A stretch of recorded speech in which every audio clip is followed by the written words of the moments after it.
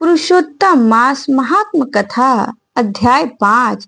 देवर्षि नारद ने भगवान नारायण से जिज्ञासा की, हे प्रभु, जब अधिक मास ने अपनी करुण व्यथा भगवान के सामने कही, तब भगवान श्री हरि ने उससे क्या कहा?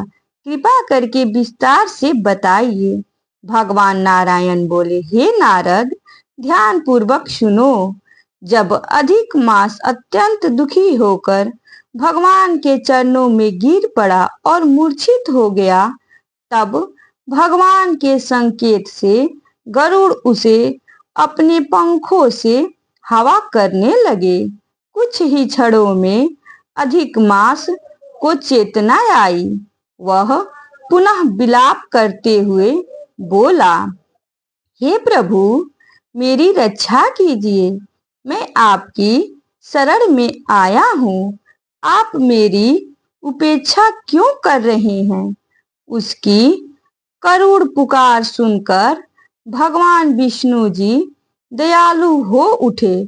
उन्होंने स्नेह से कहा, हे वत्स, उठो, धैर्य रखो, शोक मत करो, तुम्हारा दुख अब दूर होगा।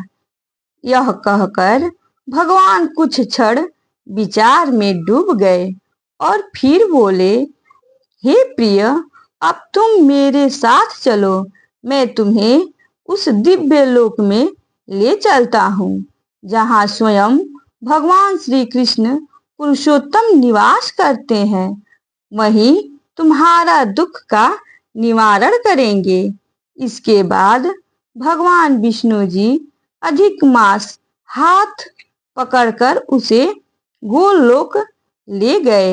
यह गोलोक अत्यंत दिव्य और अलौकिक स्थान है, जहाँ केवल प्रकाश ही प्रकाश है, जैसे करोड़ों सूर्य एक साथ चमक रहे हो।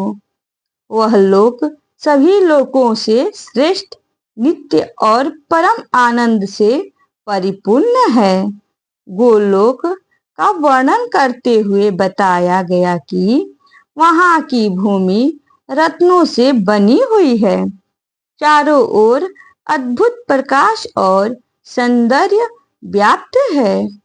वहाँ न कोई रोग है, न शोक, न मृत्यु का भय, सिर्फ शांति और आनंद ही आनंद है।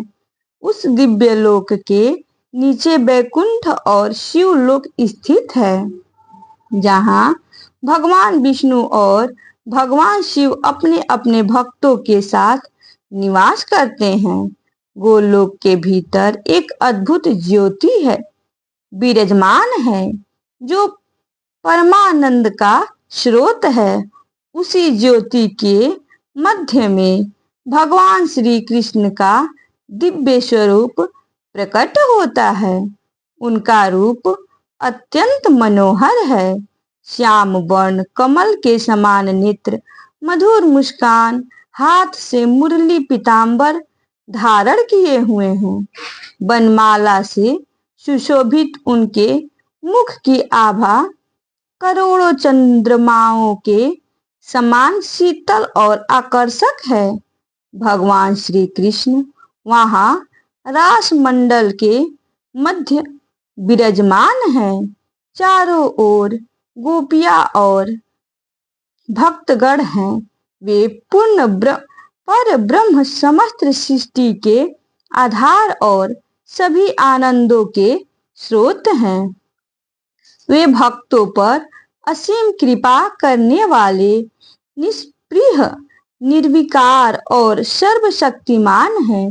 भगवान विष्णु अधिक मास को उसी गोलोक में लेकर पहुंचे, ताकि वह स्वयं श्री कृष्ण के दर्शन कर सके और अपनी पीड़ा से मुक्त हो सके।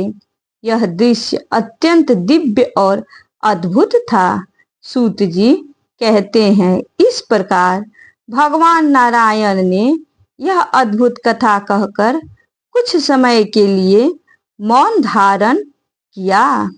यह सुनकर नारद मुनि अत्यंत उत्सुक हो उठे और आगे की कथा जानने के लिए पुनः प्रश्न करने लगे। अगले अध्याय में अगले दिन, तब तक के लिए धन्यवाद।